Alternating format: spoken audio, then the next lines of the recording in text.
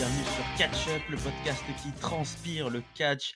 Ici, vous connaissez sûrement, et bienvenue si vous ne connaissez pas, mais ici, plusieurs fois par semaine, on analyse, on décortique, on critique, on encense les shows de la WWE et consorts. Et oui, parfois nous faisons des bastons avec la AEW, parfois nous faisons des analyses d'autres fédérations, mais là, ce soir, on reste sur l'émission phare, le flagship show, Monday Night Raw. 15 mars 2021, je suis Raphaël et je suis accompagné de l'inusable Papy. Comment ça va, Papy? Bonjour mes petits enfants, bonjour Raphaël, mais ça va bien, je suis content de te retrouver pour un Monday Night Raw exceptionnel. Ah, eh ben, écoute, j'allais le dire, chers téléspectateurs, chers auditeurs, c'est un Monday Night Raw historique. Je pense que l'adjectif est de mise, hein, on peut le dire, hein, Papy. Hein. De Miz, voire de Morrison. De mise, voire de Morrison. Tadam! Excellent, vous voyez, on va être placé sous le signe de l'humour. Au programme, des ceintures vont changer de main, des challengers vont surgir du néant, des affiches pour WrestleMania vont se décider, et puis d'autres pour Fastlane aussi, tiens, parce que c'est ce dimanche, c'est un go-home show, donc c'est l'histoire qui va s'écrire ce soir. Et voilà, on y est, on est déjà dans le jus là, c'est parti mon kiki. C'est parti, et ça commence tellement fort qu'on n'a même pas commencé, et on nous annonce que c'est sûr, c'est officiel, Bobby Lashley, le champion du monde, mettra son titre en jeu face à Drew McIntyre à WrestleMania, ni plus ni moins. Déjà, première réaction, surpris par cette annonce si rapide. T'aurais aimé un petit peu plus de build ou c'est très bien que ça soit acté et qu'on se lance là-dedans? Ah non, non, moi je suis en fait, je suis pas surpris par le match parce qu'effectivement on en avait Bien longtemps sûr. parlé, c'était le match que tout le monde attendait. Par contre je suis surpris par l'annonce effectivement, moi je là ça m'a tout de suite décontenancé en attaquant Raw, je me suis dit: «Oh putain ça commence bien». Je vais pas m'énerver tout de suite, mais un peu quand même. Non, mais ils nous sortent un match contre Sheamus la semaine dernière où ils font match nul avec les 2 qui sont KO par terre et tout. Là, tu te dis: «Ah, ils sont de niveau égal et tout, c'est la vraie haine entre eux 2. Qu'est-ce qui va se passer? Qu'est-ce qui va se passer?» Il va se passer qu'on s'en fout. Hop, on dit tout de suite: «Non, mais peu importe ce qui arrive, de toute façon, ce sera McIntyre contre, Lashley à WrestleMania. Allez hop, allez vous faire voir». Bref, je ne trouve, tu vois, qu'il annonce à l'avance, ça m'aurait pas tant choqué si ça avait été en cohérence avec ce qui s'était passé la semaine dernière. C'est genre un Drew McIntyre qui éclate tout le monde, bah oui, au bout d'un moment, tu dis: «Bon, bah, il va vers WrestleMania». Mais là, la semaine dernière, tu fais un espèce de fin un peu entre 2 avec les 2 qui sont, aussi forts l'un que l'autre et puis voilà quoi. Derrière, tu annonces le match pour WrestleMania. Je suis perplexe. Perplexity. Bon, écoute, moi, ça m'a étonné aussi. Hein. C'est vrai que, surtout qu'on a même pas buildé Fastlane, qu'on nous fout déjà les matchs pour WrestleMania, ça va être un gros problème, je trouve, de la soirée. Et Oui, mais par contre, ce qui te fait un peu plus plaisir, c'est que Bobby Lashley arrive, et ça, je sais que t'aimes bien son Titantron là, avec des éclairs. il est magnifique. C'est vrai qu'il est beau. Là, on a un beau champion avec Bobby Lashley avec MVP évidemment. Ils sont sur le ring. Bon, pour nous dire un peu la même chose que d'habitude, hein, c'est-à-dire Lashley, ça fait 16 ans qu'il attend, mais voilà, c'est le Almighty Era. Et en gros, bon, il va défoncer tout le monde, quoi. Il est interrompu par le Miz et Morrison. Morrison qui a une magnifique coiffure des années, c'est quoi ça, 70, 80? Ouais, j'aurais dit 80 moi. Plutôt Ouais, 80 avec, tu sais, genre avec les jogging, fluo là. ouais, ça fait très danseur disco, hein, John Morrison. Et donc le Miz, il dit qu'il est fier de Bobby Lashley. Il est très fier même d'avoir partagé le ring contre lui ces dernières semaines. Et par contre, pour lui, la feud n'est pas finie, quoi. Et donc, le Miz, il veut le shot à WrestleMania. Il veut que ça soit Miz contre Lashley à WrestleMania. On est interrompu par Drew McIntyre pour que l'équation soit complète. Drew McIntyre, il monte sur le ring, il vient féliciter Bobby Lashley pour son titre, en lui rappelant voilà, qu'ils ont un peu des similitudes dans leur carrière. Hein. Ils ont attendu très longtemps, ils sont passés par des fédérations un peu plus basses, on va dire. Et puis voilà, donc ils vont s'affronter. Voilà, Drew McIntyre qui menace un petit peu son futur adversaire. Le Miz détourne l'attention, et Drew McIntyre qui essaye un peu de dire au Miz, voilà, t'as pas, en gros, te mêle pas trop de ça. Il se fait cueillir par Bobby Lashley qui l'attaque. Bobby Lashley qui tape Drew McIntyre, qui s'en va. Alors le Miz, bien sûr, trop content, il en profite pour glisser un petit coup en traître. Par contre, Bobby Lashley qui s'en va sur la rampe de lancement, il se fait attaquer par Sheamus. Là, on a vraiment tout le monde. Sheamus qui vient tabasser le champion et qui nous explique dans la foulée que, en fait, Sheamus et Drew McIntyre, ça, j'ai oublié de le dire d'ailleurs, ça a été glissé comme ça en une phrase pendant le speech. Sheamus et Drew McIntyre s'affrontent à Fastlane. Voilà. Donc, comme tu l'as dit, Drew, il a son programme pour WrestleMania, mais il a aussi son programme pour Fastlane. Et Sheamus, en fait, il est pas content que Bobby Lashley ait attaqué McIntyre parce il veut l'Écossais à 100% pour leur match de dimanche. Donc c'est bien, c'est plutôt fair play, c'est bonne bagarre, bon esprit. Moi j'aime bien ça, l'esprit de Sheamus, mais est-ce que c'est pas un peu trop le bordel tout ça là, papy? Ou est-ce que t'aimes bien ce chaos? Non, ouais, alors j'aime bien sans s'ils avaient pas booké les matchs, ça aurait été parfait. Mais là, effectivement, ça n'a aucun sens. Comme tu le dis, Drew McIntyre qui est à la fois booké pour WrestleMania et pour Fastlane dans le même segment, avec Sheamus qui fait du coup, je n'arrive même pas à le je sais même plus comment le prendre au sérieux, Sheamus. Il affronte McIntyre dans un match sans enjeu, en fait, finalement, le week-end prochain. Ouais. Sans stipu Je aussi, a priori. Sans stipu, je ne comprends pas, c'est là où il dit que ça sera un super match ou c'est dans un segment après, Drew McIntyre? Parce que je sais comment il insiste pas mal en disant que ça va être un super match C'est dans le segment et final. c'est dans le segment Spoil. final, pardon. Spoiler, désolé pour le spoiler. Mais bon voilà, et puis une mise là-dedans, bah, pareil, j'y crois, enfin, en fait, tout ce truc-là est tellement cassé par, les annonces qu'ils viennent de faire, 2 secondes avant que j'arrive pas du tout à m'investir dans le bazar, quoi. Ouais, c'est un gros problème et je ne comprends pas, et qu'est-ce qui les a poussés voilà, à nous délivrer l'affiche de WrestleMania? Enfin, je veux dire, ça tient à un show près, quoi. Ils attendaient le prochain Raw et Bah c'était oui. bon. Et là, ils ont pas attendu le prochain Raw. Donc, alors après, on sait que la WWE peut encore nous surprendre, rajouter un gars au dernier moment, tout ça, mais du coup, quand même, ça sert à rien de le faire, quoi. Il y a pas d'urgence, il y a pas de Bobby Lashley, voilà, il a encore plein de choses à faire. Là, il reste 4 semaines. Drew McIntyre, il est dans un programme qui était bon avec Sheamus, hein. Ils ont fait des gros matchs. Ils vont sûrement faire effectivement un très gros match. Mais ouais, le message qu'on nous dit, c'est bon, en fait, on s'en fout. On sait déjà ce qui va se passer, quoi. Ouais, alors je me suis demandé si, et ça sera un peu le feeling qui va me suivre toute la soirée, s'ils ont pas eu un sentiment d'urgence vis-à-vis de WrestleMania en disant: «Oh putain, on a oublié de le booker» et du coup, ils se sont dit: «Bon allez hop, hop, à l'arrache et puis on lance le truc comme ça, quoi». Parce que côté SmackDown, forcément, ils sont un peu plus avancés vu qu'ils ont les 2 vainqueurs du Rumble, de leur côté Ouais. et même au-delà de ça, je trouve que les histoires sont déjà plus il y a des rivalités quasiment partout sur, SmackDown. Quand avec Raw, bah, tu Sheamus versus Drew McIntyre, mais sachant que Drew McIntyre va pas affronter Sheamus à WrestleMania, voilà. Au moins avec une rivalité comme ça, tu es bien armé pour la suite. Comme tu dis. Ouais, moi, on verra. J'attends de voir tout ça et le programme à Mania, mais moi, je le dis et je l'ai déjà dit, je suis presque déçu, en fait. La feud entre les deux amis toujours européens, ça, ça aurait presque pu pour moi être un beau programme pour Mania, pour ces mecs-là. Et je suis un peu, comment dire, je sais pas trop comment ça va se gérer pour Drew. On sait que les mecs qui ont une fusée au cul pendant longtemps à la WWE, des fois, c'est un peu dur. Et de faire un deuxième title shot d'affilée, est-ce qu'il gagne, est-ce qu'il perd? S'il perd, qu'est-ce qu'il fait après? S'il gagne, bah, il sera 3 fois champion en 1 an. Moi, je l'aurais bien mis un peu de côté, Drew, mais bon, voilà, c'est un Bah, le souci, c'est que s'il perd et ouais. c'est possible qu'il perde, hein, ou alors il faut vraiment trouver une tricherie de la mort et tout, mais le souci, c'est que comme Raw ne construit absolument aucun personnage face derrière lui, Ah bah, oui. bah, on va bien t'emmerder côté Lashley après pour trouver un adversaire. Ouais, c'est vrai. Bon, on n'y est pas encore. Drew, justement, il fait l'opener du soir, il affronte le Miz. Dans un match, malheureusement, j'ai trouvé, bah, pas de suspense, quoi, hein, Drew McIntyre contre le Miz, on voit à peu près ce que ça peut donner. Bon, le Miz arrive un peu parfois à tirer son épingle du jeu, par des coups de vis et notamment parce que John Morrison, intervient filoutement. Il retient un peu Drew par moment quand l'arbitre regarde pas. Enfin, il finit par se faire exclure, et à s'en aller. Alors je me suis posé la question d'ailleurs, les mecs qui se font exclure, ils s'en vont toujours, mais s'ils restent, en fait, ils risquent quoi? Quelle est la sanction pour John Morrison s'il reste, Bon, on et lui que dira encore plus fort: «Va-t'en!» voilà, va-t'en, parce qu'à chaque fois il dit: «Non, non», il s'en va.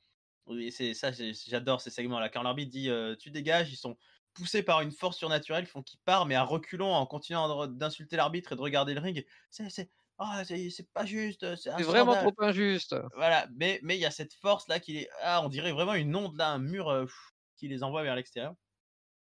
Donc du coup, bah, Drew McIntyre, il déroule. Alors il fait un Claymore qui est complètement raté. Enfin, il passe, hein, mais en vrai, il y a 5 centimètres hein, avant de toucher le Miz, Ou plus que ça, oui. peut-être plus. Et donc, pour, pour bien finir, quand même, il décide de pointer le sigle de WrestleMania et de foutre un full Nelson, le Hurt Lock au Miz. Du coup, le Miz abandonne exactement comme s'il était face à Bobby Lashley. Haha, ça fait un peu référence, tout ça. Voilà, donc qu'est-ce que tu as pensé de ce match sans grand enjeu?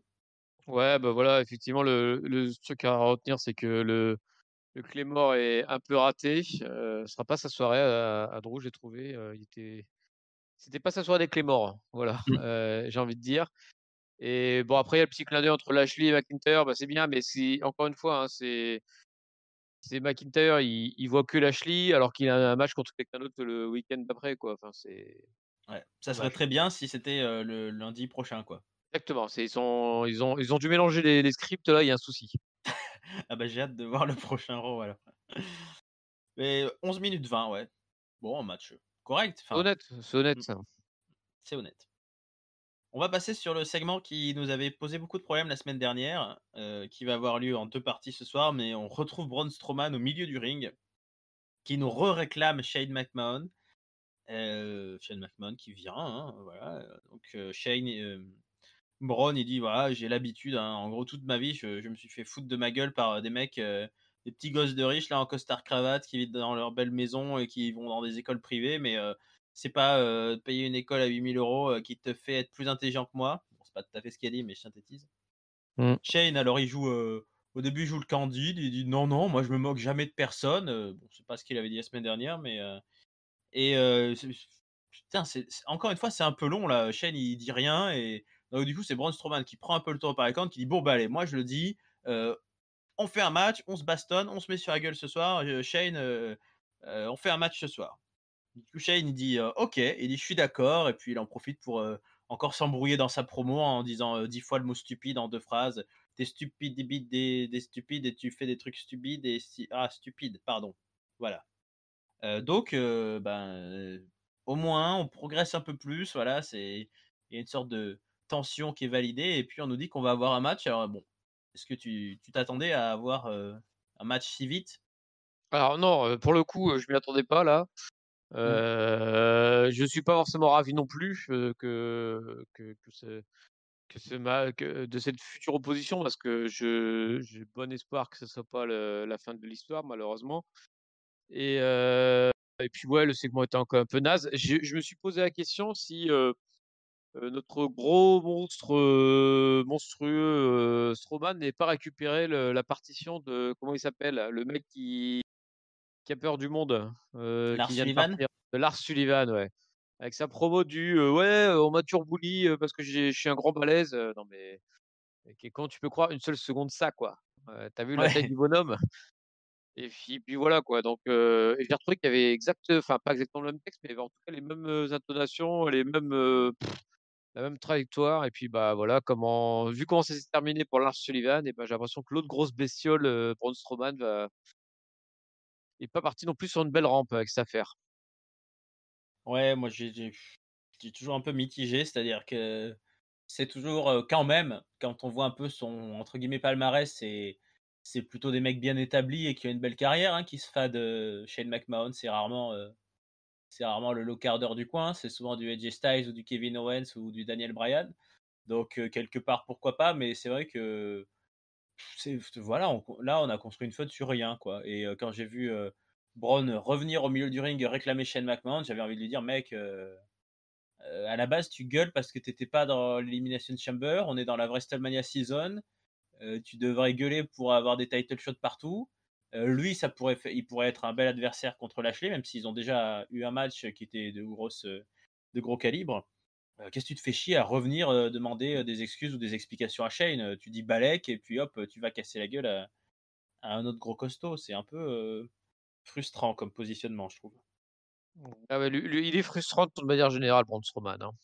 Ouais, bah, écoute, c'est pas l'ordre chronologique, mais on va s'en débarrasser. Allez, vas-y, comme un sparadrap qu'on enlève, hein. Voilà, donc quelques instants plus tard dans ce show, le match, a lieu. Enfin, le match se prépare.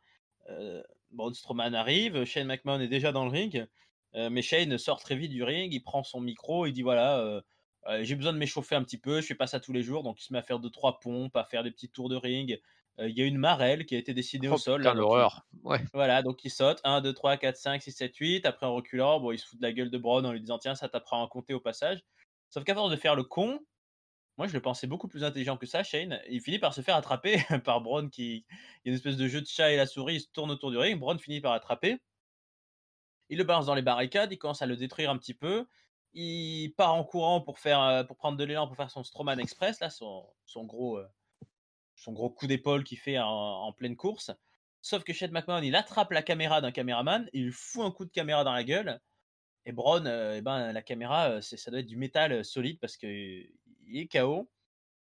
Bon, à la décharge, enfin, pour mettre ça au crédit de Shane, il y va de bon cœur, hein. Il lui envoie, 4 ou 5 coups de caméra, dans la gueule et 1 et 2 et 3 et 4.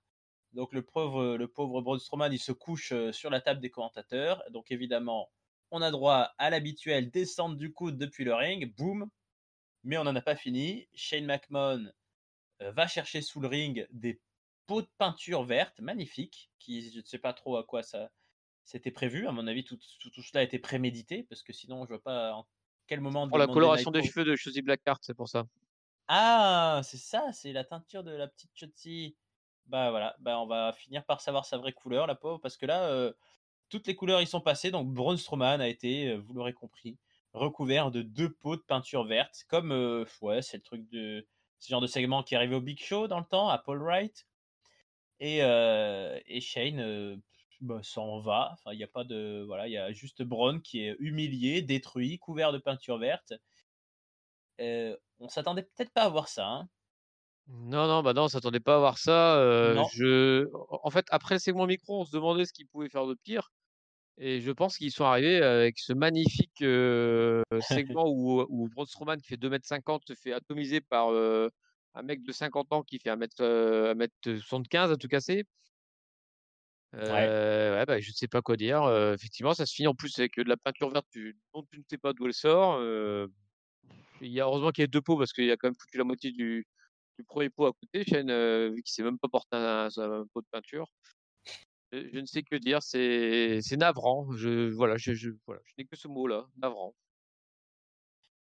Bah, c'est le même constat que la fois dernière, pour moi. C'est-à-dire que si Braun ne finit pas par l'éviscérer, à WrestleMania et qu'on n'a pas cette espèce de feel good moment, où Shane finit parce que c'est toujours ce qui finit. Shane finit toujours par, finalement perdre et puis voilà et puis mais là, l'écriture, c'est moi, je persiste. À chaque fois, je me dis: «Tiens, il va y avoir une tierce personne, un petit poulain à Shane qui va débarquer ou je sais pas quoi», moi, je suis Bah, très, très ouais, ouais, peut-être, hein, parce que mmh. du coup, ils ont booké un match, un peu plus tard, alors je sais plus ou dans la foulée, je ne sais plus, mais pour, Fastlane du coup entre 2, il Ah me oui? Ah non, semble. j'ai pas fait gaffe. Attends, bah, je vais vérifier la carte de Fastlane tout de suite, mais pendant ce temps, je vais continuer de parler, mais il me semble que du coup, ils ont booké un match pour Fastlane et du coup, peut-être que dans ce cas-là, allez, grand miracle, on peut y croire, bah, si jamais Braun arrive à choper, Shane, il va se faire épauler quoi, parce qu'il va pas pouvoir fuir en une nouvelle fois quoi. Ouais, Ça serait enfin, sinon ça serait une catastrophe. Déjà que le pauvre est pas du tout, enfin, il vient de se faire latter la gueule par Shane McMahon, ouais. enfin tu vois, ce serait vraiment une catastrophe, et je confirme qu'il est booké le match pour Fastlane, voilà. D'accord, J'ai bon, parlé assez longtemps pour réussir à très bien. trouver. Ouais, j'avais raté l'info, donc oui, je pense qu'il va se passer un twist forcément, il va se passer un truc, j'espère. Ah, il faut Mais, espérer là. pour moi, c'était pas forcément négatif que Shane prenne un peu le dessus pour commencer parce que bon, on sait enfin, j'imagine qu'à la fin, il l'aura pas le dessus. Mais, pour moi, il aurait fallu vraiment, on va dire un coup de vis et un coup de génie intellectuel qu'il a déjà fait, quand il était contre le Miz ou contre AJ Styles ou tout ça et Ouais, qui met des gars pour le taper à sa place, il pouvait prendre voilà. toute la low card et puis voilà, ça faisait affaire, hein. Parce que là, pour moi et tout le segment, en fait, est parti à l'avantage de Shane sur une espèce de on va dire de hasard de la situation. Je me suis pas dit à la fin: «Ah putain, Shane, il est quand même malin, c'est un tordu». Je me suis dit: «Bah, ouais, alors il a eu de la chance là, il a eu le réflexe de choper la caméra, mais il a quand même passé un petit moment à tourner autour du ring, à se faire tabasser, à se faire envoyer dans les barricades». Donc je trouve ça dommage que c'est pas été assez prémédité et et autre chose, mais ça plus globalement, ça m'énerve que c'est pas la première fois que ça arrive, mais qu'en gros, on nous raconte que la différence entre un mec qui catch et un mec lambda, en gros, ça soit enfin, ce qui permet à un mec lambda d'arriver au niveau d'un mec qui catch, ça soit un objet extérieur, quoi. C'est comme, quand tu tapes on va en parler plus tard, mais une guitare, une caméra, Ouais, c'est ce c'est que j'allais dire, hein, il y aura pas besoin que de ça, hein, parfois ouais, entre un mec lambda et un catcheur, malheureusement. ouais. Enfin voilà, c'était un peu ça comme tu as dit, ça reste assez navrant pour le moment et je sais pas trop ce qu'ils vont pouvoir nous donner, c'est pas crédible en fait, ça continue de pas être crédible. Non, bah, Et non. non. Bon, un peu plus crédible peut-être, la division tag team féminine. Bien Alors, sûr. voilà, la Naomi avec Mandy Brooke, enfin face à Mandy Brooke, voilà, je leur donne des noms parce qu'ils en ont pas. Il y a les championnes, aux commentaires, donc Shayna Baszler et puis, Nia Jax. Donc, voilà, Naomi et Lana contre, Mandy Rose, Dana Brooke. C'est beau casting. Pour vous dire à quel point, les femmes respectent leur propre division. En plein match, il y a Asuka qui déboule avec sa musique et qui arrive. Donc la championne n'en a rien à battre des 4 athlètes qui sont au milieu du ring, hein. Elle a beau, ces derniers mois avoir dit qu'elle était copine avec, Lana, avec tout le monde. Non, non, les filles sont en plein match, mais, la championne arrive, Asuka, avec, son manteau là, elle danse. Du coup, Shayna Baszler, part à la baston, elle se fait kicker au passage, ça bastonne un petit peu et pendant ce temps, dans l'indifférence générale, c'est Dana Brooke qui place un pin à Lana. Donc voilà, Dana Brooke, Mandy Rose gagne, en 4 minutes 30 et puis on saura qu'un peu plus tard, on va avoir un Asuka contre Shayna Baszler. Bah, écoute, on va tout faire dans la foulée puisque ce deuxième match a duré, figurez-vous, 1 minute 35. Le temps pour Nia Jax d'essayer d'intervenir dans tous les sens pour aider, Shayna Baszler, mais pas du tout réussir. Et alors que Baszler a sa prise de soumission là, je sais même pas comment ça se prononce, Karafuda Clutch. Fena Clutch. Voilà, et ben Asuka, elle, en fait, c'est elle qui rive les épaules au sol de Shayna Baszler, donc elle gagne. Et ça finit bizarrement parce que Asuka, rappelez-vous, en fait, elle a été absente plusieurs semaines parce que Shayna Baszler l'avait blessée. Et visiblement, il faut pas blesser un japonais, c'est comme un éléphant, ça a une très bonne mémoire. Parce que Asuka, c'est la première fois qu'on la voit faire ça, elle s'acharne post-match sur Shayna Baszler, elle la tabasse, elle va enlever le coussin dans des coins du ring, elle va foutre la bouche, la dentition déjà abîmée de Shayna Baszler là-dedans. Et c'est même l'arbitre qui lui engueule, mais qui lui dit mais oh, what's wrong with you? Qu'est-ce qui va pas? Donc il y a une tension. Alors c'est assez bizarre parce qu'on a l'impression de nous créer une feud de Shayna Baszler, Asuka, mais où est Charlotte, papy? Bah, ouais, ouais, Charlotte, ou alors on tente de nous faire passer Asuka en heel et du coup, pour justifier que Charlotte, la grande héroïne, vienne nous sauver peut-être, c'est peut-être ça l'histoire qui va nous être racontée, mais en tout cas, c'est des formats joués cette affaire, hein. Entre Asuka effectivement qui débarque pendant le ring et puis les filles qui savent pas qu'on fout dans le ring du coup, pendant que Asuka et Baszler se battent au dehors, le épuisement final avec juste un arbitre qui essaie d'arrêter Asuka alors que pour la moindre poussette, d'habitude, tu as tout le locker room et les officiels qui descendent. Là, tu as une meuf qui menace d'exploser la tronche, contre le bord du ring d'une autre, et lui péter toutes ses dents et là, il y a juste un arbitre qui fait: «Oh ouais, Asuka attention, hein, c'est pas très bien ce que tu fais, hein. Oh ouais!» Elle lui faisait le Bref, sourire du Joker là dans le rebord. ouais, ça m'a fait penser un peu comment ça s'appelle à, American History X, tu vois? Je sais pas si tu te souviens, Non, le mais film avec, hein? non, je ne me souviens pas, mais je te fais Ah bah, confiance. il y a une scène très violente, avec les dents d'un monsieur. Voilà, je n'en dirai pas plus. Allez voir cette scène magnifique.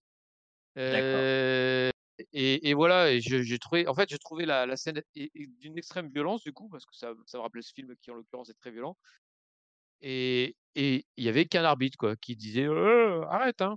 Bah, ouais, bah, il y a pas d'arrêt dans le beefsteak, je sais pas quoi te dire, c'est voilà, c'est nul. Voilà, c'est mon mot, nul. Alors papy, il était énervé ce soir. Bon, à la décharge de l'arbitre, c'est quand même, autant des fois quand tu as des mecs qui se mettent sur la gueule comme Lashley et Sheamus, tu peux en coulisses être préparé, mais alors Asuka qui pète un plomb, c'était un peu, sorti de nulle part. Sinon, je te rejoins sur, il y a trop de trucs en même temps, quoi. Alors donc, on crée toujours une division tag team féminine, donc tu as des équipes, low-cardeuses, dont on se fout. Asuka qui débarque en plein milieu, ça n'a aucun sens, je trouve. Ouais, alors est-ce que je sais pas, est-ce qu'on entend beaucoup parler, hein, du de notre latino Andrade qui ça se passe pas bien. Andrade qui veut partir. C'est le mari de Charlotte. Est-ce qu'il y a un truc? Je sais pas, parce que Charlotte a disparu. Enfin, a disparu pour un soir, mais bon, il n'y a pas d'affiche à Fastlane, a priori, il n'y a rien.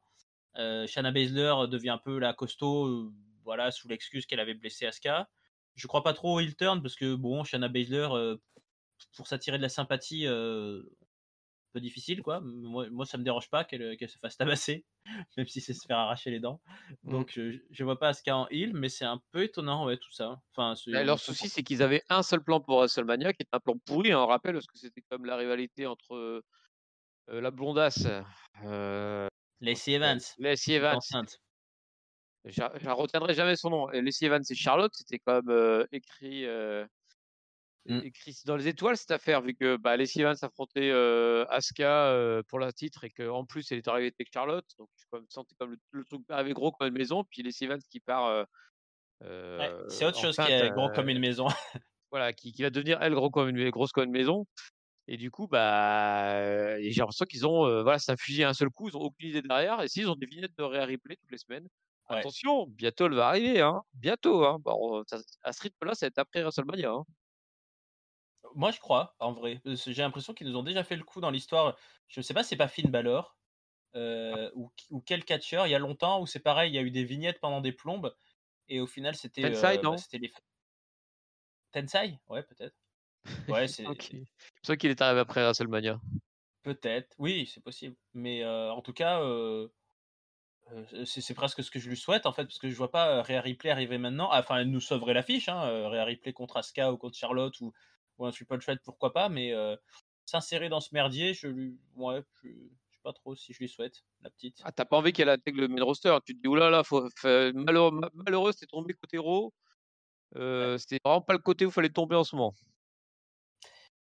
Bah, j'espère qu'elle nous sauvera un peu de ce marasme. Moi, je l'aime bien, hein, Rhea Ripley, donc Save on us, espère. Rhea Ripley.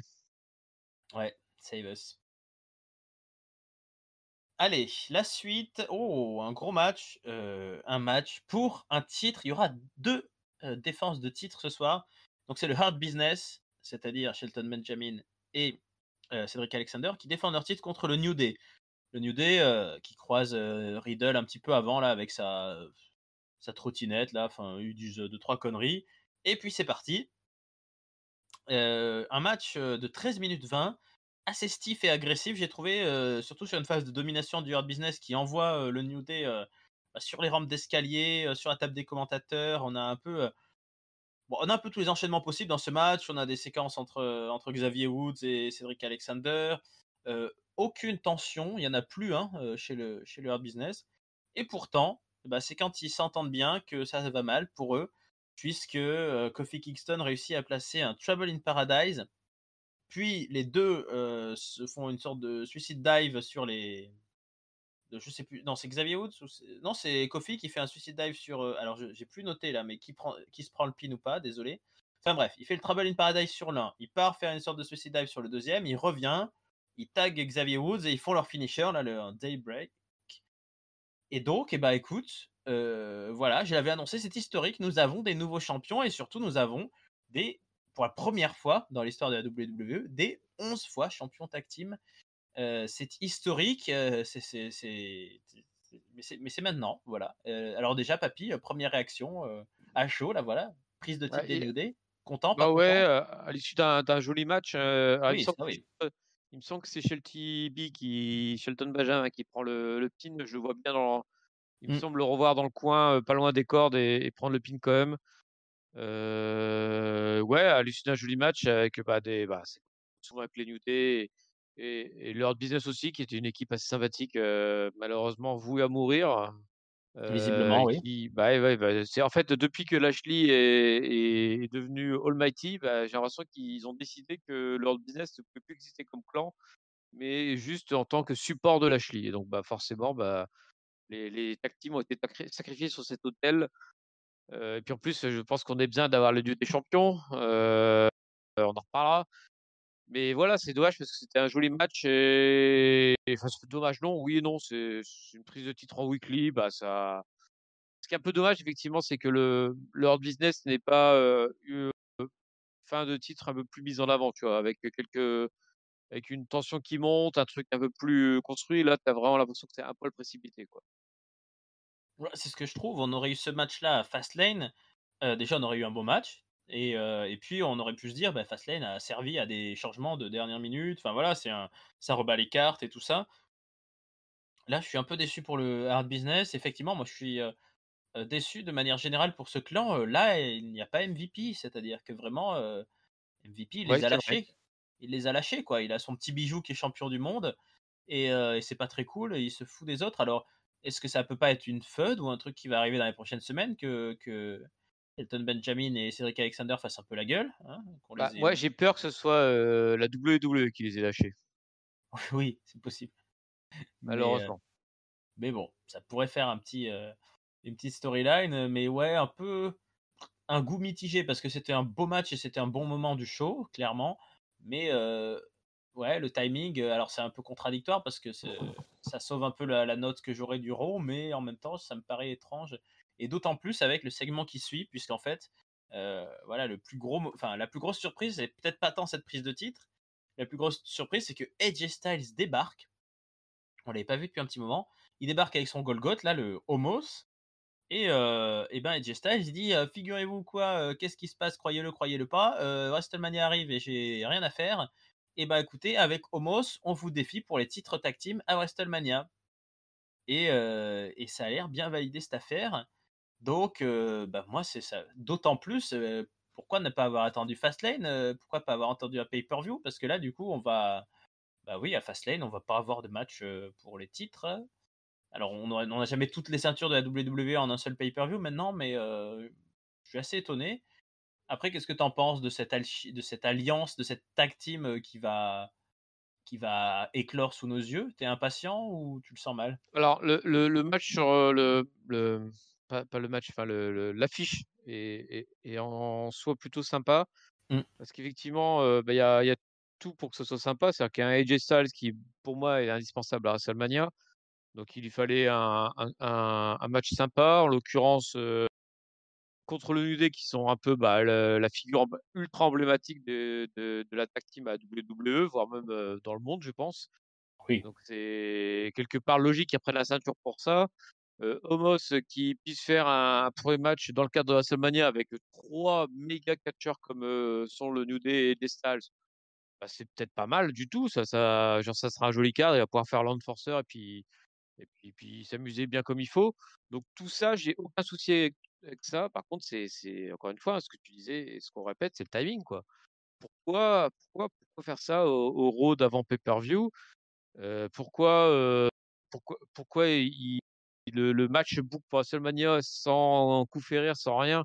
Ils auraient pu dire, «Bah, tiens, faites vos preuves, battez, Lord Business» ou je sais pas quoi, tu vois? Lord Business, il aurait pu servir au moins à ça, tu vois? Se faire latter par, AJ Styles et Omos. Non, non, c'est bon, bah, on a à l'arrache, il faut booker WrestleMania, à moins qu'ils se vendent pas du tout, mais bon, vu qu'ils ont 1/5 de la salle, ils vont pas réussir à vendre les places, quoi. Je comprends pas. Je comprends vraiment pas. ouais, pour moi, il y avait 2 options. C'est soit on gardait ce changement de titre et ce segment pour, Fastlane, soit j'aurais préféré qu'on ait ce changement de titre à Raw, pourquoi pas, mais qu'on ait direct un rematch.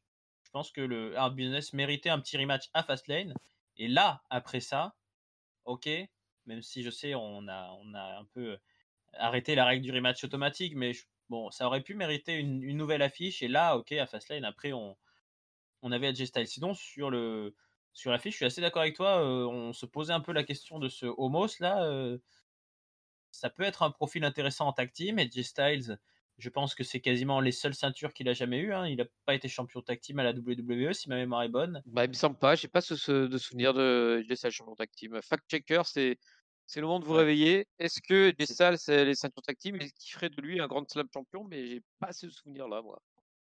je pense qu'il peut le devenir maintenant là, le Grand Slam champion, Ah ouais. bah, ouais, parce qu'en plus, je pense que là, pour le coup, c'est peut-être l'occasion de lui donner, là. Oui, ah bah, ça peut être Dans un match comme ça spectaculaire. En plus, tu vois, là, le Homos, ça me fait penser à ce que l'AEW a fait avec Shaquille O'Neal, tu vois? Le mec, il sait quasiment rien faire, mais tu arrives quand même à en sortir un match tag team très distrayant avec lui, quoi. Et je pense qu'ils peuvent largement faire la même chose avec Homos. Oui, je pense que ça reste encore un gars un peu mystérieux, mais il est censé être catcheur, donc peut-être qu'il saura faire un petit peu plus et puis qu'il a quelques années de moins que Shaquille O'Neal. Ouais, voilà, il est plus jeune, mais je suis pas sûr que sache faire beaucoup plus, hein. Il reste débutant, hein. Oui, Après voilà. Par contre, on voit qu'il a du muscle parce qu'on l'a déjà vu porter des gars, ouais. comme qui rigole, quoi. Oh bah là, Xavier Woods, le pauvre, attends-toi à voler, hein, je pense. Yes, ouais, il va voler et je pense qu'il y aura peut-être des tables de cassé, tout ça. Ce serait bien qu'il fasse un petit stipu en plus. Alors là, ça serait génial, quoi. Ouais, ça pourrait être une belle affiche. Ouais, un tornado là ou un truc où ça se met dans tous les sens, ouais, ça c'est bien. Mmh. Allez, le show rouge continue dans les coulisses avec, R-Truth qui se croit le 316, donc le 16 mars, mais le jour de la date de notre ami, Stone Cold Steve Austin. Et alors c'est pas le 316 Day, c'est pas le jour de Stone Cold Steve Austin, c'est le 15 mars et c'est le jour de Tonton Chris qui arrive. Chris Ah! Day! C'est le Tonton tonton Chris Chris. Day! Oui, le 17 mars, c'est le tonton Chris Day, on va le décréter comme ça aujourd'hui, quoi. Voilà, bah, c'est à Saint-Patrick, hein, c'est la Saint ça voilà, ça peut être Non, lié. absolument rien à voir avec moi, mais Non, mais tout va bien. Salut peuple de catch-up, salut papy, salut Raphaël hier. Salut tonton! salut tonton, ça va? Bah écoute, ça va très à la bourre parce que je sors des ressources humaines de la WWE où je viens d'avoir une franche explication avec le directeur des ressources humaines à propos de Charlie Caruso. Je ne sais pas si vous avez évoqué le sujet. Pas Non, du tout. non. Et bah voilà, bah, je l'évoque. Et ceci est un scandale. Donc j'ai fait un aller-retour Stamford-Paris, Paris-Stamford, Stamford-Paris. Parce que ceci est un scandale. Hashtag je suis Charlie, hashtag je suis contre ce licenciement. Oui, alors, Très bien. si j'ai compris techniquement, c'est une non-reconduction de contrat, mais, c'est c'est pareil, on va perdre Charlie, donc c'est triste. En clair, elle est virée, quoi. C'est fort triste, bon, tu pas parlé d'Andrade ou d'Aleister Black, tout ça, ça on s'en fout, mais, c'est Non, Charlie non, non, Caruso. non, non, moi j'y suis allé pour Charlie Caruso. Tu bien Voilà, raison, les priorités d'abord. c'est ça. Écoute, bah, nous on était en plein Raw, alors tu arrives, sur un segment Stone Cold Steve Austinien. J'allais Ah, raconter R-Truth, ah, voilà. Donc R-Truth qui se bat dans les vestiaires évidemment, il y a le Miz et Morrison qui croisent Bad Bunny et Damian Priest, qui se toisent un petit peu, qui s'invectivent, voilà, les trucs classiques, toi t'as rien gagné, toi oui, toi non. Le Miz et Morrison s'en vont, mais R-Truth s'approche, il essaye d'attaquer Bad Bunny par derrière, sauf que Damian Priest il le voit, il lui dit oh qu'est-ce que tu fais? Donc R-Truth, bon, il préfère lui donner des petites peluches et des petites goodies, Steve Austin. Et alors là, et ben, incroyable, on avait annoncé avec Papy un show historique avec des changements de ceinture. Vous croyez peut-être que ça avait suffi le changement de la ceinture tag team? Eh ben non. Bad Bunny, très gentiment, donne le titre 24/7 à R-Truth. Donc voilà, on avait tout vu pour ce titre, mais là on a un nouveau changement de titre, le don. Voilà, on peut donner un titre à la WWE. Donc Bad voilà. Bunny, il se libère, il dit: «Oh ça va, muy bien, beaucoup de respect pour toi, True, beaucoup de respect pour le business. Voilà, j'ai tellement de respect que les titres, je les donne.» Et du coup, Arthur, il est content. Et puis, on retrouve toute la bande à Benny Hill, là, avec, je sais même plus qui y a, Humberto Carrillo, et puis, Argoulac, le et grand Goulac. Drogulak, le préféré de Papy. Voilà. Bah oui. Bon, ben, tonton Chris qui vient d'arriver. Voilà ton premier segment. Un mot, une réaction, quand même? Formidable, formidable. Drogula qui se prend la grille dans la gueule au passage, c'était assez comique. Bah écoute, on va le renommer, hein, ce championship. Hein, je crois que dorénavant, on va l'appeler le R-Truth Championship. Pour Ouais. le chiffre, moi qui aime les chiffres, hein, c'est son 50e titre du 24/7 à R-Truth. Donc là, je pense que là, c'est un record qui n'est pas prêt d'être battu.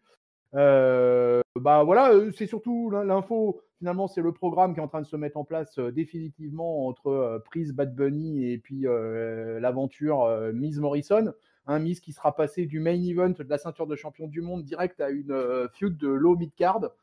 Voilà, écoute, bon, moi j'ai déjà eu l'occasion de le dire à cette antenne à quel point je suis déçu de voir Damian Priest lancé dans le main roster sur une feud comme ça. Mais je garde espoir. WrestleMania, c'est dans 3 semaines.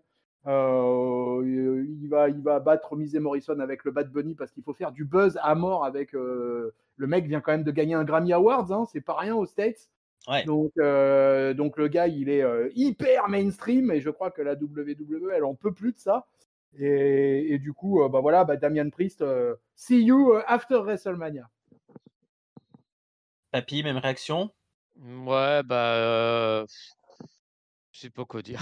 Je sais Voilà, pas quoi dire. C'est déprimant. C'est déprimant ce je truc-là. sens à la voix de Papy que cette review a pas été très enthousiaste depuis le début. Ouais. Non, mais Non. c'est une pile d'emmerde par-dessus une pile d'emmerde, quoi. C'est pas possible. Non, mais alors, on l'avait déjà vu le don de ceinture, parce qu'on rappelle quand même que les ceintures tag team, elles avaient été données entre les Street Profits et le New Day déjà, donc on avait déjà un bon respect pour les ceintures à ce moment-là. Ah oui, Là, le c'était un 24, échange. c'est un échange. Ouais. Là, c'est un don. Donc aussi, l'échange contre une ceinture bidon de Steve Austin hommage.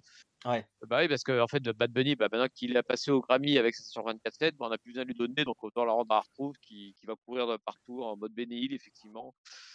Et voilà, ça, pour Miz et Morrison, on en reparlera plus tard, mais effectivement, c'est pas joyeux. Alors, on parlait de Rhea Ripley qui traînait le plus possible pour pas venir à Raw, c'est certainement parce qu'elle a vu ce que Damian Priest faisait une fois qu'il est arrivé, quoi. Ah bah oui, c'est sûr. Hein? Il n'y a pas une petite chanteuse qui a gagné un Grammy là, qui pourrait venir débarquer dans la tag team division féminine là? Ah bah, Taylor il y a Swift. il y a Cardi B, je crois, qui est Beyoncé? bien chaud. Cardi B, elle est bien chaude pour venir à la WWE apparemment. Ah bah voilà, Ouais, Ah bah, mais il ira en tag team avec. attention messieurs, hein, dorénavant je suis sur Twitter, je m'occupe fortement du Twitter de Catch-Up et j'en ai pécho des infos. Eh ben, continue, donne-nous des infos. Alors, effectivement, Papy, tu disais qu'on allait en parler, ben on va enchaîner là-dessus. Vas-y, on y va à fond. Voilà, On est chaud. Bad Bunny et Damian Priest, ils sont pas là pour rien, ils sont là parce qu'ils ont un match ce soir, un match de titan. Hein, et c'est la feud incroyable entre ces deux-là et Elias et Jackson Riker, puisque Elias, forcément, il a vu un musicos arriver, il a dit vas-y, on va faire un petit groupe, on va faire un petit buff, et puis l'autre il dit non, pas du Ouais. tout. Du coup, il s'est vexé, Elias. Donc du coup, voilà, ce soir on a Damian Priest qui affronte Jackson Riker.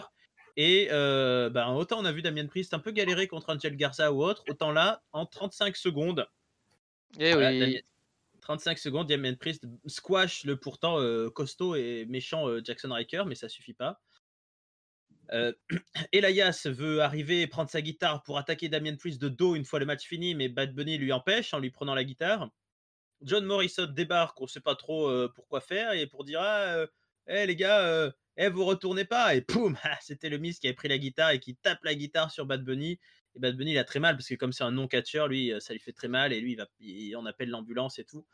Donc effectivement, tonton tu nous l'as un peu teasé, mais le Miz qui va continuer sur une affiche de prestige, effectivement, l'ancien champion WWE va affronter l'ancien champion 24/7 finalement. Est-ce que c'est pas une énorme affiche ça, tonton?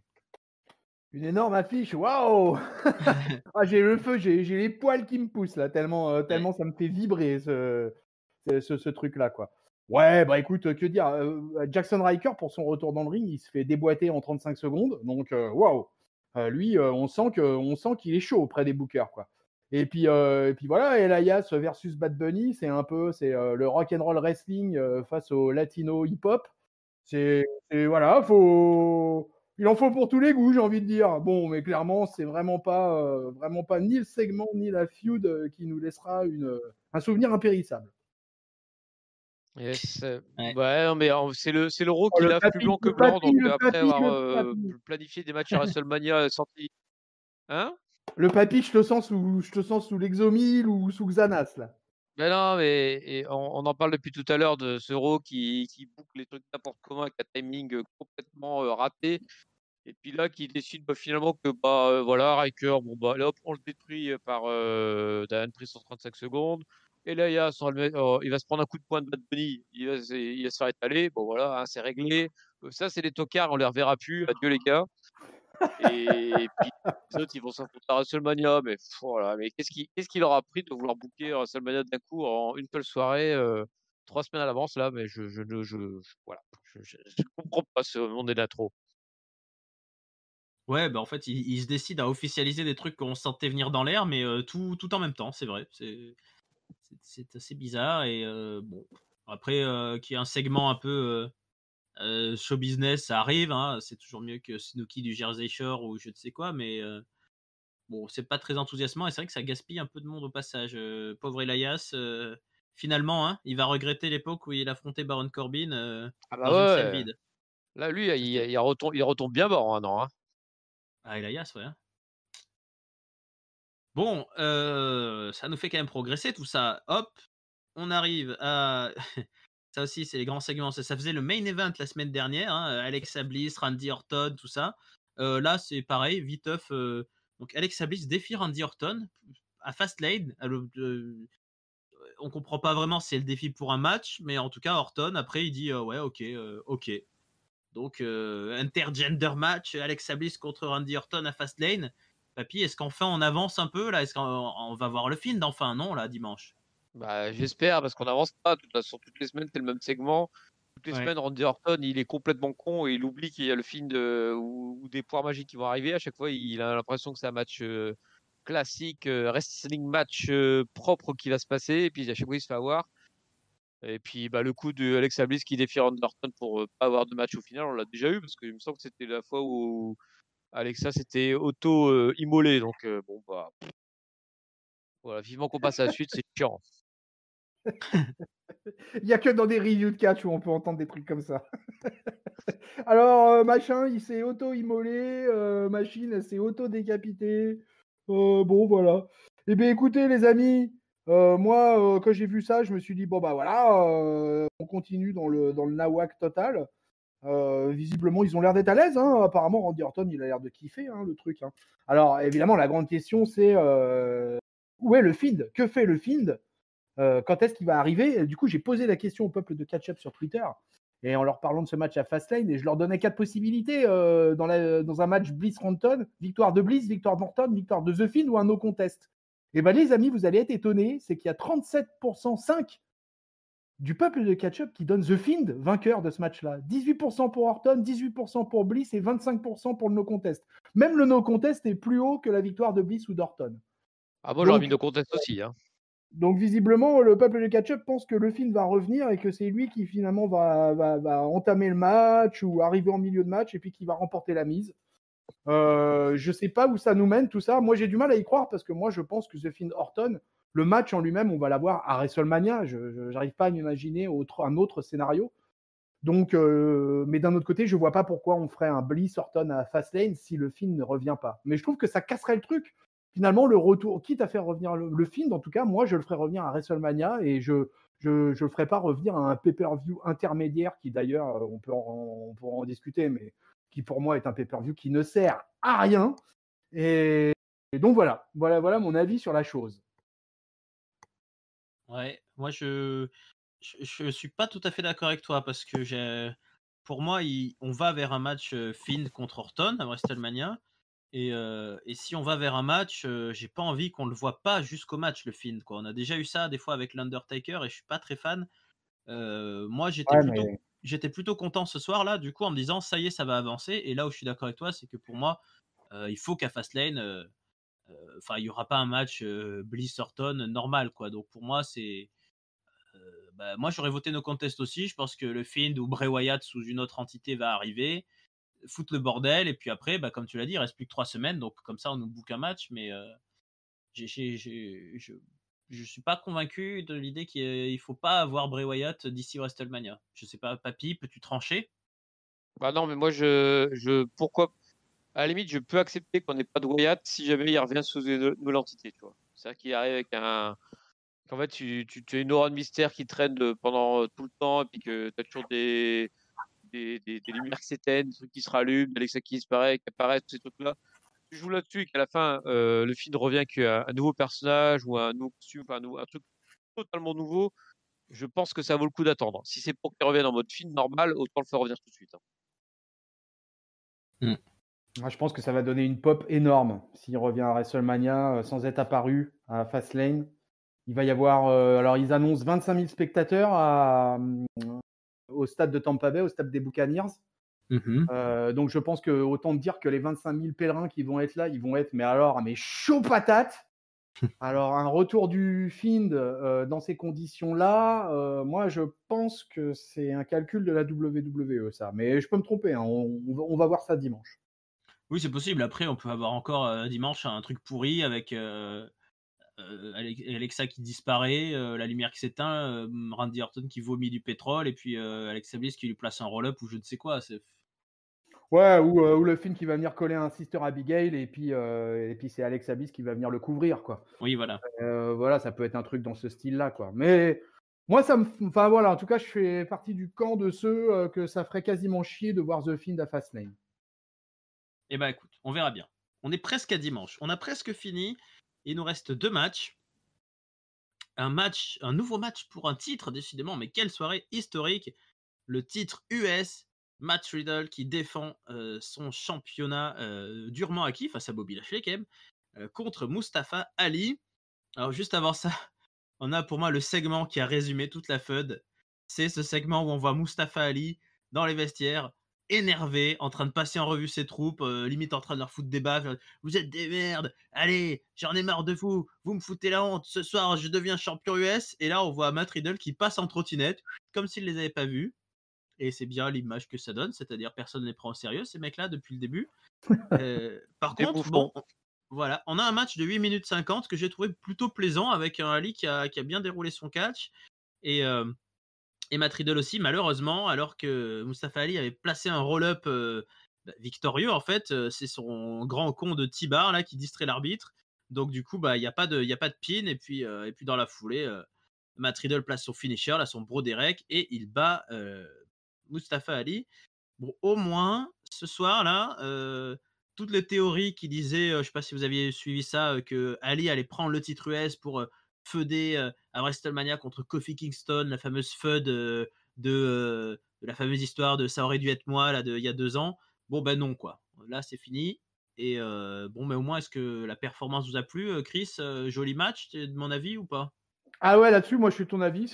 Moi, j'ai trouvé que le match était de qualité, quoi. J'ai trouvé ça bien plaisant, quoi. 9 minutes de bon catch, c'était assez cool. Bon, Ali, il s'est déclaré sur les réseaux sociaux aujourd'hui pour expliquer qu'il voulait une revanche et qu'il voulait un nouveau match pour le titre. Alors, est-ce que ça va être booké d'ici dimanche? Est-ce qu'ils vont annoncer ça ou est-ce qu'ils vont se le garder sous le coude? Voilà, encore une question. Après, je pense que dans cette défaite de Ali, tout est résumé de Retribution depuis le mois d'août 2020, hein, quoi. C'est-à-dire, c'est vraiment le clan de losers absolus, la connerie de T-Bar à la fin, mais quand même, quoi, plus grosse que lui, quoi. C'était vraiment super laid, quoi. Voilà, parce qu'ils avaient décidé qu'il fallait pas finir le match fair and square, donc on nous balance un espèce de truc complètement moisi à la fin avec T-Bar. Ça, vraiment, j'ai trouvé ça à chier. Ouais, c'était dommageable parce que avant on avait eu un bon match de catch. Ouais, papy.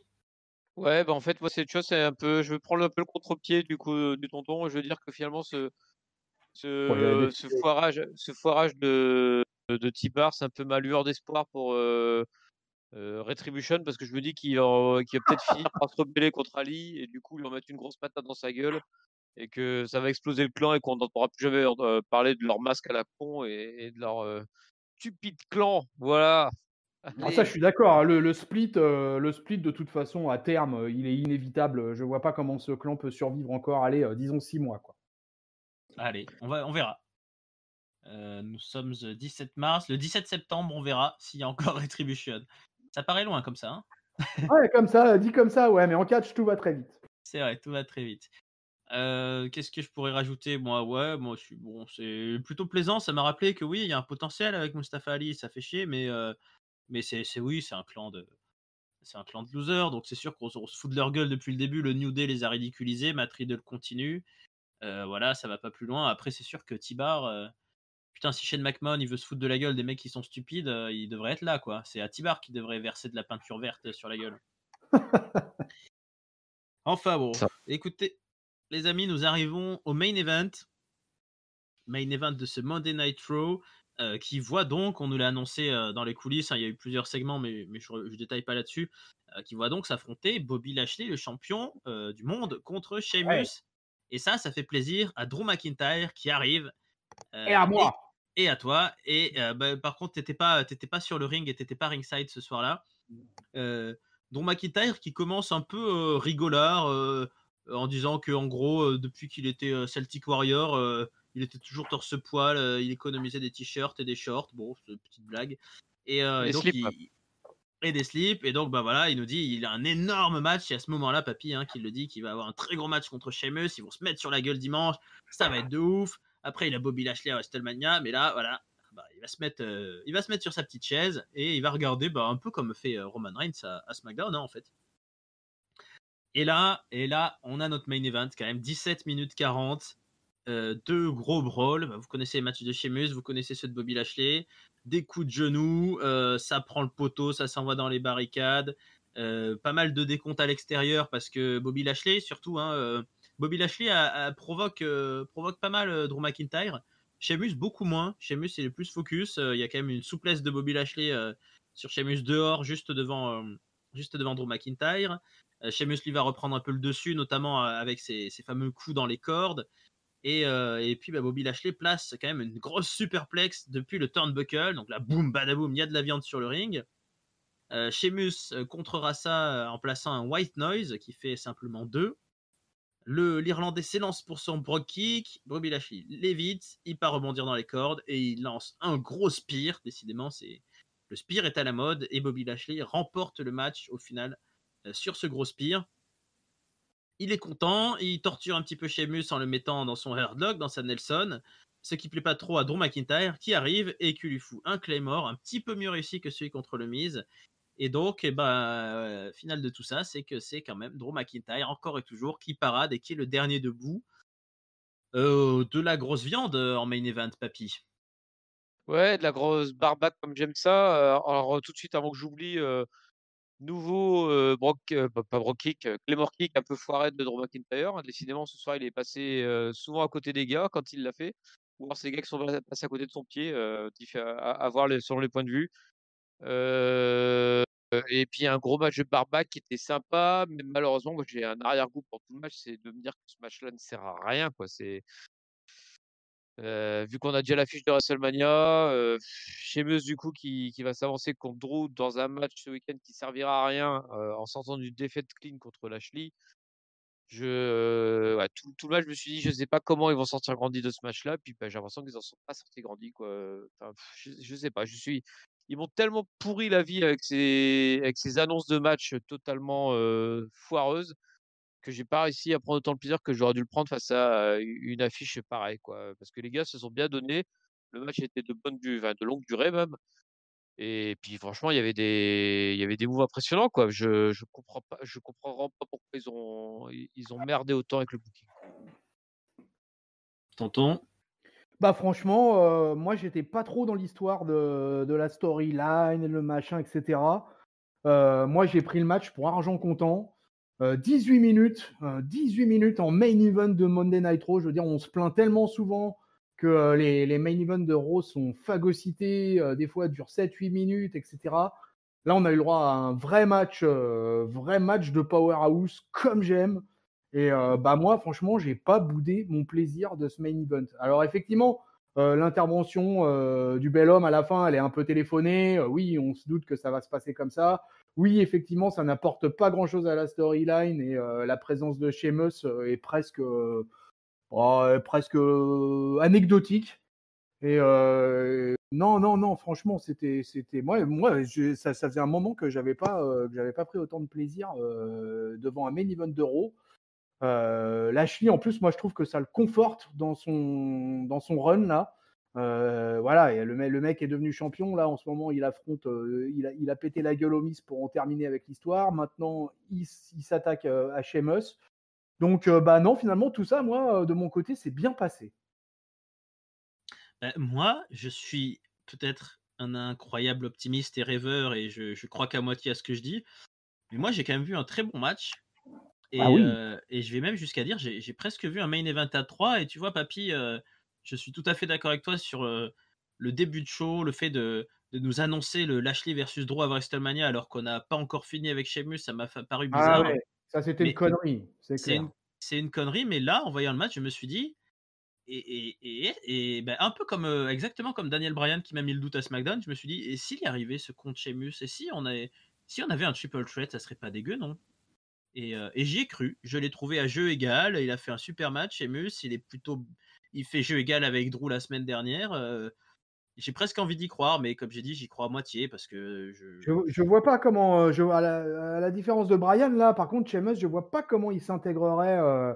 Il est pas sur la carte à Fastlane. Ben non, Ah, c'est si. ça. Si, Je- il affronte Ah bon? Sheamus. Ah, si. Il affronte Drew Ah, McIntyre. excusez-moi, oui, bien sûr, oui, je dis des conneries. Oui, il affronte Drew McIntyre, quoi. Mais il Et, faudrait qu'il gagne. mais il faudrait déjà une qui gagne, et après, il va falloir qu'il réclame, qu'il demande son dû. Non, mais là, il a perdu contre Lashley, je pense que c'est mort, en fait. Du coup, pour Sheamus. Ben, ça paraît compromis, mais il fait un gros match. Je sais pas. En tout cas, je sais pas. Il me paraît quand même vachement bien coté par la WWE. Là, il fait des grosses feuds, il fait des gros matchs, il fait des main events. S'il perd à Fastlane et qu'est-ce qu'il fait derrière? Alors, je vois pas trop Sheamus sans programme et je me suis pris à rêver d'un triple threat. Ça serait rigolo. Deux matchs championnat du monde en triple threat cette année à WrestleMania. Bon, on n'y est pas encore, mais moi je me suis dit que l'affiche en tout cas serait pas dégueu. Mais bon, d'ici à ce qu'elle Ouais. se fasse, c'est pas gagné. On risque peut-être d'avoir aucun triple threat à WrestleMania, surtout. C'est ça.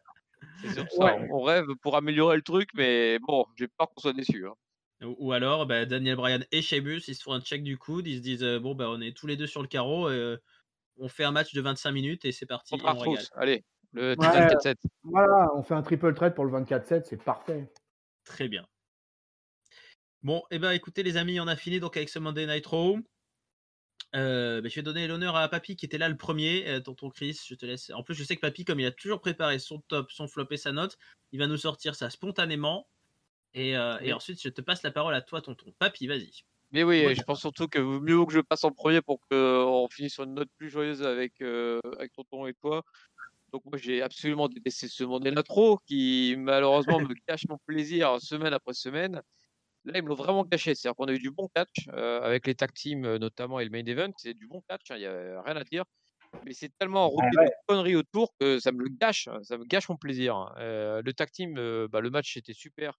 Et derrière, pouf, on a l'annonce pour WrestleMania qui est une belle affiche, mais qui est annoncée avec les pieds. Et pareil pour le main event, quoi. Tu as un super main event, mais avant, on t'a dit, au fait, ce match-là n'a aucun intérêt dans les rivalités. Voilà. Et le match de Fastlane non plus, d'ailleurs. Hein. Dans le cul, les gars, ça sert à rien ce qu'on fait.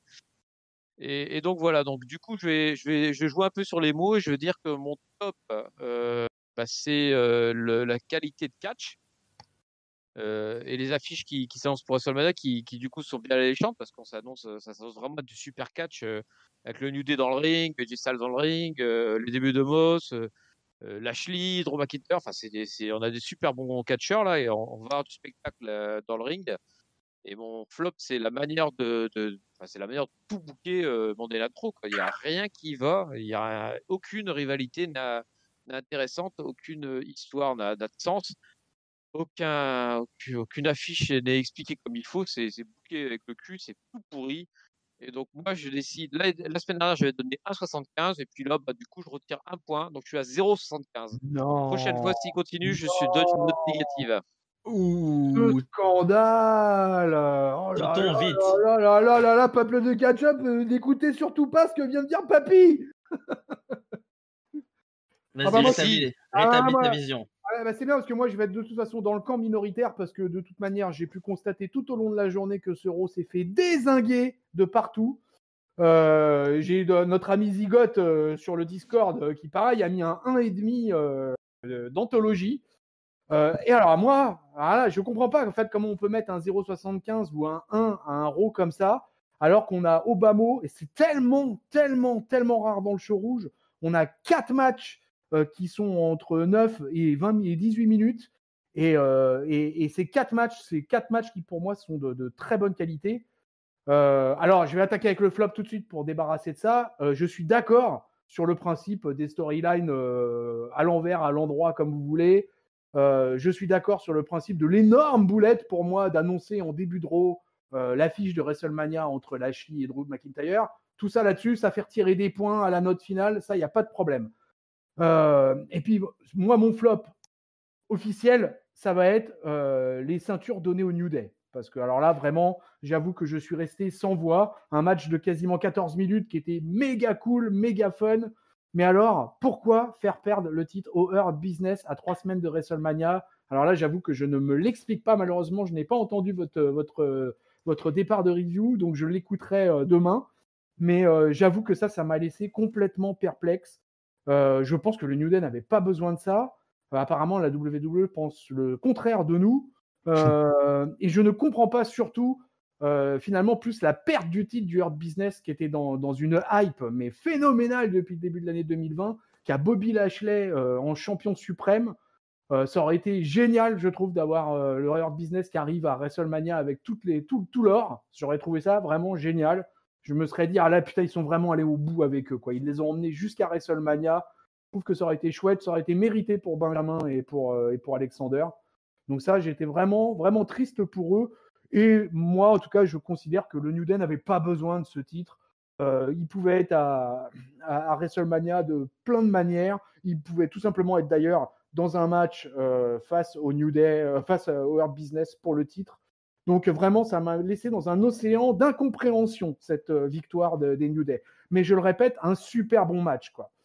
Et puis, mon top, moi, je vais le donner au main event, un main event de 18 minutes. Franchement, j'ai cherché depuis le début de l'année 2021, déjà, ce n'est pas arrivé une seule fois. Donc, déjà, on a eu quelques matchs longs de 12, 13 minutes, mais il n'y avait pas eu un match de quasi 18 minutes comme on a eu pour clôturer Raw cette semaine.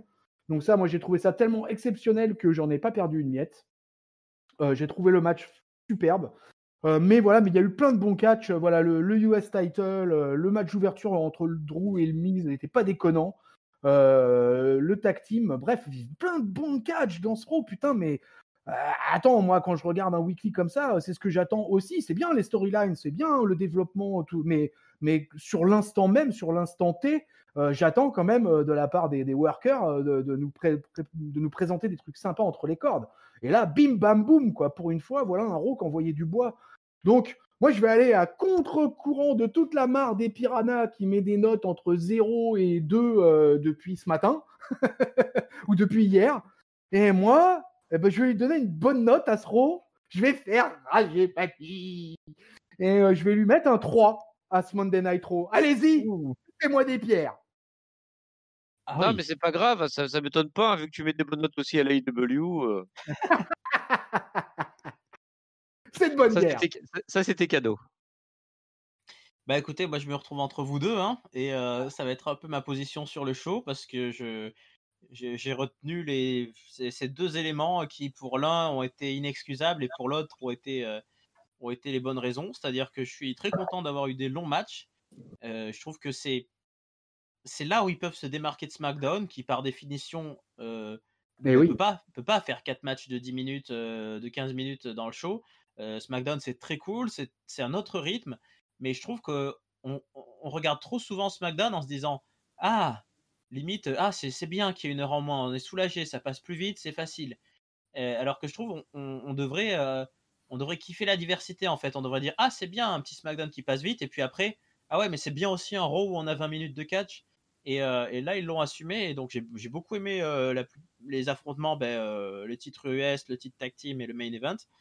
Mais c'est vrai que là, c'est le choix d'avoir Fastlane, le choix de booker des affiches pour WrestleMania avant que Fastlane soit passé. Il y a eu un timing, il y a eu tellement de segments de ce Raw que j'aurais vraiment préféré voir la semaine prochaine, une fois que Fastlane était passé. Ben oui, ça c'était désastreux, je suis totalement d'accord avec vous là-dessus. De toute façon, voilà, là-dessus, je suis en accord avec vous. Mais moi, je retiens aussi le bon catch. Donc moi, écoute, tu disais que la plupart ont mis entre 0 et 2. Moi, j'ai mis 2. Voilà, 2. Voilà. Pas tout à fait Pas mis la moyenne quand même. Ouais, pas la moyenne tout à fait, mais je mets 2. Et mon top, par contre, j'avais noté le main event, donc pour être plus précis, parce qu'il m'a donné une petite lueur d'espoir, je vais mettre à Sheamus, que je continue d'apprécier. Le petit underdog, là, celui qui n'est pas dans le match pour le titre suprême, mais qui est quand même méritant.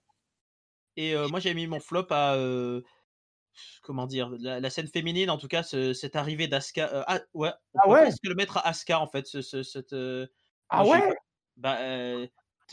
te plaît, toi, qu'elle débarque en plein match alors qu'elle est copine sur le ring pour faire coucou Oui, d'accord, mais moi j'étais plutôt. Enfin, moi c'est une de mes chouchous, Asuka. Alors je vais pas taper dessus, quoi, mais parce que moi clairement j'étais hyper content de son retour. Parce que moi je vous avoue que jusqu'à ce que mon visionnage d'Euro, en l'occurrence mardi matin, pour moi, Asuka, on n'allait même pas la voir à WrestleMania. C'était mort, c'était terminé.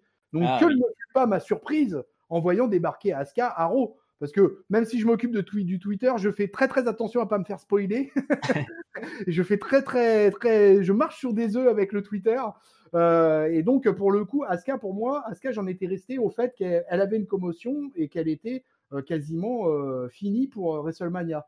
Donc quelle ne fut pas ma surprise quand la japonaise a débarqué. Donc j'en étais tellement content que j'en ai oublié qu'elle soit balancée dans un segment pourri, parce que à la vérité, ça fait des mois qu'on la met que dans des segments pourris. Donc C'est finalement, vrai aussi. rien ne change. C'est vrai aussi. Mais je partage ta joie sur le fait que je suis content qu'elle soit là, parce que c'est une bonne catcheuse. Mais pour moi, là, il y a eu ces 2 matchs, le tag team et puis même celui après, hein, faire un match de 1 minute 30 contre Shayna Baszler. Oui. Ouais, ça n'avait pas de sens, ça. Ouais. Je suis d'accord aussi là-dessus, encore une fois, quoi. Quand je mets un 3, hein, je mets pas un 5 non plus ou un 4. Hein, donc il y a des choses qui m'allaient pas forcément. Et là, Asuka et Shayna Baszler, qui sont quand même deux historiques de NXT, c'était vraiment décevant qu'on leur donne que 1 minute 30. Quoi. Ouais. Là, c'est Nia Jax qui vole la vedette. Hein. Mais oui. Mais ouais. C'est la star de la division féminine. Bah ouais, c'est triste. Enfin, c'est la star de la division féminine, mais au final, elle sera pas dans les spots des titres individuels à WrestleMania. Et c'est tant mieux. On sait pas encore, attention. Hein. Oh non, là, c'est plus possible. Là, je pense que c'est gravé dans le marbre, que ce soit à SmackDown comme à Raw. Oui, effectivement, à Raw, il pourrait y avoir une surprise éventuelle. Écoute, c'est pas vendredi, là, qu'elle affronte Sasha Banks? Et bien, là, il y a tout belt. Hein, vous le voyez venir, ça? Ouais, mais ça, c'est à SmackDown, pour le coup. Oui, c'est à SmackDown. Et vous avez parlé de Rhea, parce qu'il y a Rhea aussi, mine de rien, qui est en embuscade. Et là, normalement, lundi prochain, hein, ils vont pas nous la faire à l'envers. Hein. Normalement, lundi prochain, elle va arriver. D'ailleurs, je serais même pas étonné qu'on la voie faire un coucou à Fastlane. Quoi. Qu'est-ce qu'elle irait faire à Fastlane? Il n'y a pas de capture winner. Je sais pas, il y aura aucun match, il y a aucun match booké chez les filles. Il y a le tag team, encore une fois. Je sais pas ce qu'il y a avec Bianca Belair et Sasha Banks. Si, elle va peut-être venir en tag team. Je sais pas, qui reste avec comment elle s'appelle, l'Australienne là. Non, l'autre justement. Billie Kay. Billie Kay, Rhea Ripley. Ça serait une belle équipe pour WrestleMania. The Australian ça Sensation. Rêver, ça. Ouais. Voilà, là tu m'as fait rêver là. Papy, faut qu'il vienne faire des sondages sur Twitter, quoi, je pense. En plus, là, le nom d'équipe, The Iconic Nightmare. Ah putain, ça serait bon. 2 Australiennes entre elles là, ça vaut du pâté là. Ah, ça me vend du rêve. Ça me vend du rêve. Contre quoi elle s'appelle là, Naomi et Lana.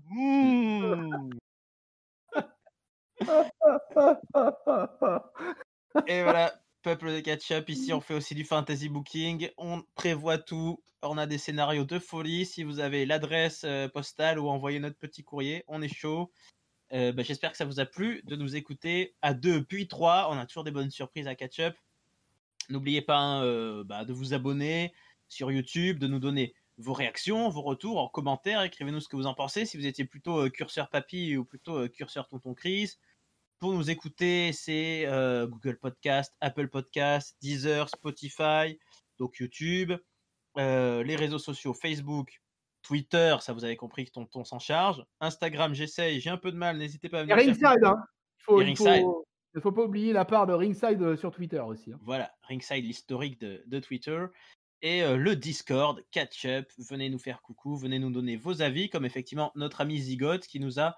tiens, je vais reprendre juste qu'est-ce qu'il nous avait dit, Zigote. Ouais, il nous avait mis 1,5, il avait mis lui il avait mis top à Asuka, tu vois, et flop à la défaite du Hurt Business, effectivement, un peu comme... il avait mis il avait mis plein de flops et plein de tops, mais il n'a pas compris les règles. Zigote, c'est un seul à la fois, si tu nous écoutes. Et j'ai fini la promo, j'ai fini tout le programme. Donc les amis, il ne me reste plus qu'à vous remercier d'avoir été à mes côtés. Merci Papy qui était là depuis le début malgré cette difficulté à visionner le show. Ça fut un plaisir. Merci Raphaël de m'accompagner dans ces moments difficiles et je préviens, hein, si le show la semaine prochaine est encore pire, je m'en fous, je mettrai une note négative, je préviens. Ok, et tonton, merci de t'être libéré, de nous avoir rejoints en cours de route, ça fait toujours plaisir. Merci à vous les gars de m'avoir chopé sur le bord de la route. Juste un petit mot quand même pour remercier tous nos auditeurs parce qu'on avait la 20e édition de la Baston qui est sortie ce week-end. Ouais. Et cette 20e édition, c'est tout simplement l'édition de la Baston qui a fait le plus de vues C'est le Waouh, Bravo! record pour la baston du mercredi. Jamais, jamais nous n'avions eu autant de vues sur la baston du mercredi, alors que c'était une baston en triple frite et qui a duré pas moins de 2 heures. waouh. Eh ben merci à tous les amis. Bah, continuez comme ça, continuez de nous écouter. On est parti, Fastlane, SmackDown, enfin SmackDown, Fastlane. Et puis bah, on va essayer de faire quelques bastons avant que ça finisse, hein, tonton, parce que bientôt ça sera la baston du mardi-mercredi, ça va plus être possible. Ouais, ça va être compliqué, hein. Et puis on va certainement pas faire une baston du mardi entre NXT et Impact, hein, papy? Ah non, non, non, là, là, va falloir arrêter. Là. Sinon, vous allez me perdre là, si vous faites ça.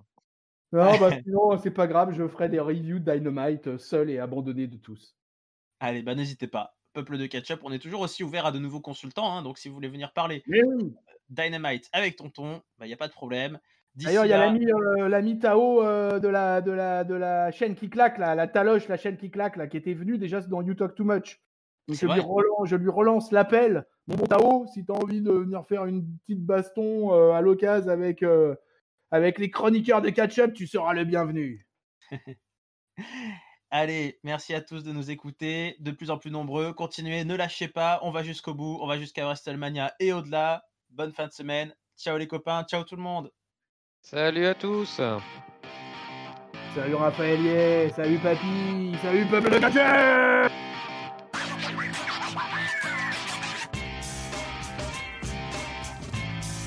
Ne jetez pas des pierres sur Twitter. C'est MVP hein, qui sature le micro aussi maintenant, je sais pas si vous avez fait gaffe. Ouais, non, franchement, j'ai rien vu, j'en ai marre de ce monde là trop. Il m'a tout piqué, MVP.